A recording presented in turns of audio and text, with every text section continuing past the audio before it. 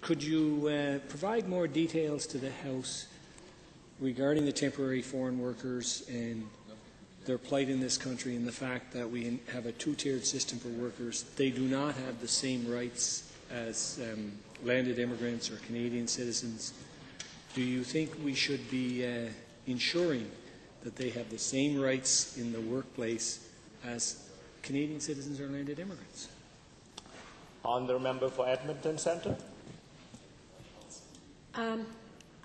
I'm responding to this from a human rights perspective, but I am puzzled by what I see is, as I said, an illogical through line from the government policy on these workers. And I do see what we're doing as two-tiered. It is, to me, a form of 21st century slavery, in that they are not offered the same rights and protections that are offered to two other classes of people, that is, full citizens and people with landed immigrant status here.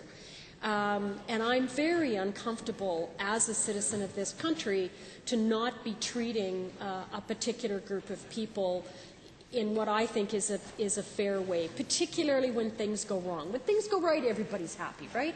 It's not a problem. It's when things go wrong. So what happens, and this whole issue of agents who bring people in for a certain amount of money, I cannot find a way to think that that's a particularly good idea.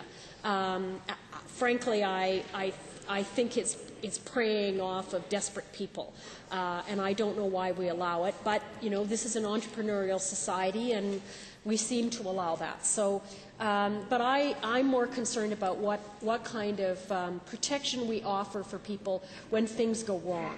And we do not offer the same level of protection and service for when things go wrong. And it's complicated, I agree, because you're dealing often with languages that are not English.